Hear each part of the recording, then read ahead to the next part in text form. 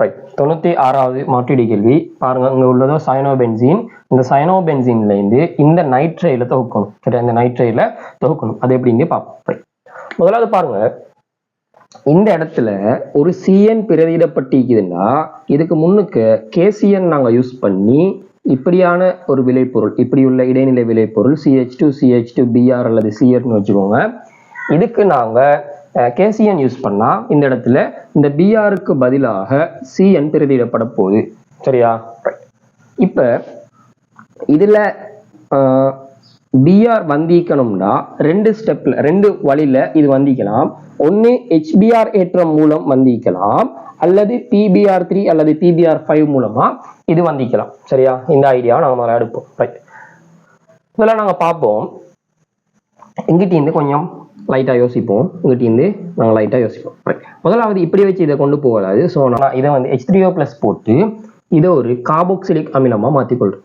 Carboxylic அமிலமா மாற்றிக்கொள்றேன். Right, இந்த carboxylic அமிலத்தை இப்போ நான் தாழ்த்தி கொள்றேன். தாழ்த்துறதுக்கு LiAlH4 இதர்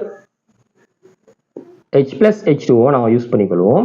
யூஸ் பண்ணால் எங்களுக்கு வரப்போகிற விளைவு CH2OH. ரைட், இப்போ இதில் புரோமின் ஏற்றணும் தானே. ஸோ இதில் ஒரு புரோமின் ஏற்றுறதுக்காக நான் PBr3 யூஸ் பண்ணிக்கொள்கிறேன். PBr3 யூஸ் பண்ணால் இப்படி வரப்போகுது CH2Br. ரைட், இப்போ பாருங்க, இங்க ஒரு OH தொகுதி இயங்கிக்குது. இந்த OH தொகுதியை Br மாத்துறதுக்கு PBr3 நாங்கள் யூஸ் பண்ணிக்கலாம். ரைட், இப்போ பாருங்க, இதுல ஃபீனைல் தொகுதிக்கு மேலதிகமாக ஒரு 2 கார்பன் இருக்குது. இதுல பாருங்க, ஃபீனைல் தொகுதிக்கு மேலதிகமாக ஒரு கார்பன் தங்குது. ஸோ நாங்கள் இன்னொரு கார்பனை எட் பண்ணணும். இன்னொரு கார்பன் எட் பண்றதுக்காக KCN யூஸ் பண்ணுவோம். KCN யூஸ் பண்ணுவோம். KCN யூஸ் பண்ணா எப்படி வரப்போகுது விளைவு? KCN யூஸ் பண்ணா CH2CN வரப்போகுது.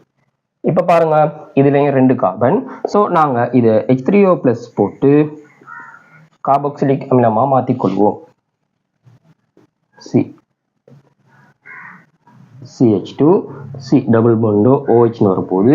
இப்ப பாருங்க, இதுல Br வரணும், இது வந்து தாழ்த்தப்படணும். ஸோ இதை நாங்க தாழ்த்தி கொள்வோம். LiAlH4 இதர். ரெண்டாவது H+H2O நாம யூஸ் பண்ணுவோம். H+H2O நாம யூஸ் பண்ணுவோம்.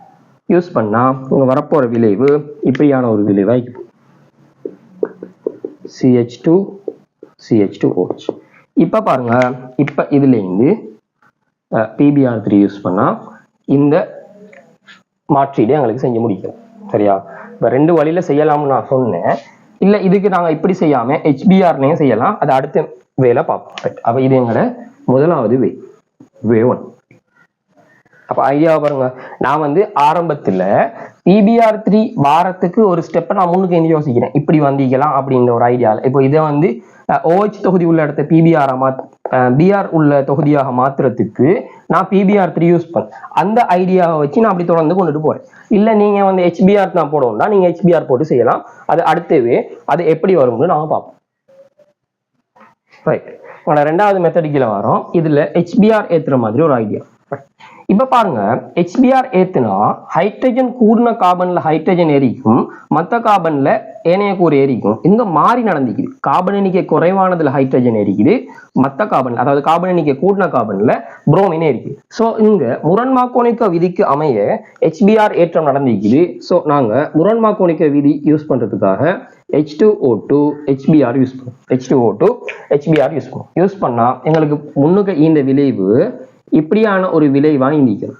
இப்படியான ஒரு விளைவு இதுக்கு H2O2 HBr நாங்க யூஸ் பண்ணா இங்கனைக்குல ஹைட்ரஜனும் இங்கனைக்குல புரோமினும் பிரதியிடப்படும். சரியா, இப்ப பாருங்க, இதை நாங்க H3O+ யூஸ் பண்ணி இதை நாங்க இப்படியா மாத்திக்கிறோம், கார்பாக்சிலிக் அமிலமா மாத்திக்கிறோம். இப்ப பாருங்க, இந்த ஃபீனைல் தொகுதிக்கு மேலதிகமாக ஒரு கார்பன் இருக்குது. இங்க பாருங்க, ஃபீனைல் தொகுதிக்கு மேலதிகமாக 2 கார்பன். சோ நாங்க வந்து இதை முதலாவது கார்பாக்சிலிக் அமிலமா ஈக்கிறது அல்கோஹோலா தாழ்த்திக்கணும். அதுக்கு LiAlH4 இதர் H+H2O நாம யூஸ் பண்ணுவோம். யூஸ் பண்ணா இப்படியான விளைவு வரப்போ CH2OH. ரைட், இப்ப இந்த CH2OHல நீர் அகற்றல் செய்யலுமா, இல்லாட்டி இதை ஒரு புரோமினா மாத்தினா இதுல அட்கைல் அகற்றம் செய்யலாம், அதாவது HX அகற்றல் செய்யலுமா? இல்ல. ஏண்டா இந்த கார்பன் ஈக்குது, இதுக்கு உள்ளுக்க உள்ளது இந்த ஃபீனைல் தொகுதிக்குள்ள கார்பன், இதுல ஹைட்ரஜன் நாங்க அகற்றம் செய்யலாது. ஸோ நாங்க இதுல கார்பன் எண்ணிக்கையை நாங்க கூட்டுவோம். ரைட், கார்பன் எண்ணிக்கையை கூட்டுறதுக்கு முதலாவது PbR3 யூஸ் பண்ணுவோம். PbR3 யூஸ் பண்ணா CH2Br வரப்போகுது. இதுல கார்பன் எண்ணிக்கையை கூட்டுறதுக்காக நாங்க டைரக்டா KCN யூஸ் பண்ணுவோம். KCN யூஸ் பண்ணா CH2CN வரப்போகுது. ரைட், இப்ப பாருங்க, இப்ப இதுல ஒரு கார்பன் எக்ஸ்ட்ரா வந்துக்குது.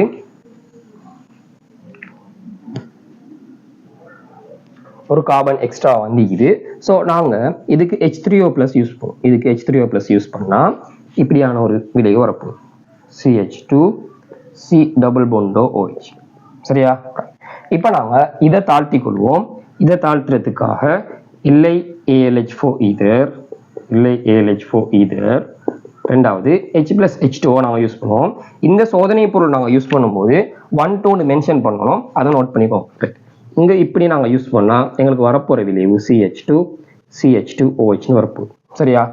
இப்ப நாங்க இதுக்கு நீரகற்றல் செய்து கொள்வோம். செறிந்த H2SO4 வெப்பம் யூஸ் பண்ணலாம், அல்லது நீர் அற்ற Al2O3 வெப்பம் யூஸ் பண்ணணும். ஏதாவது நீங்க யூஸ் பண்ணுவோம். இந்த ரெண்டு வேலை இந்த கேள்வியை எங்களுக்கு செஞ்சு கொள்ளலாம். இதுல முக்கியமான ஐடியா என்னன்னா, கார்பன் எண்ணிக்கையை கூட்டுறதுக்குள்ள ஒரு வழி KCN மூலமா, அதாவது ஒரு அட்கைல் ALAT இதுக்கு நாங்க KCN யூஸ் பண்ணி எல்லா இடத்துலயுமே இந்த மாதிரி கார்பன் எண்ணிக்கையை எட் பண்ணி கொண்டு போகலாம். இதுதான் இந்த கேள்வியில ஐடியா. சரியா? இதுல நாங்க டிரெக்டாவே இந்த ஸ்டெப்லயே தொடர்ந்து அப்படி முதலாவது வேலை சொன்ன மாதிரி இப்படியே கார்பன் எண்ணிக்கையை கூட்டிக் கொண்டு போகலாம், அல்லது நீங்க இடையில நீரகற்றல் செய்து HBr ஏற்றம் செய்து எப்படியும் நீங்க அதை செஞ்சுட்டு போகலாம். சரியா? ஐடியா என்னன்னா, கார்பன் எண்ணிக்கையை கூட்டுறதுல ஒரு வழி KCN மூலமா கார்பன் எண்ணிக்கையை கூட்டுறது. சரியா?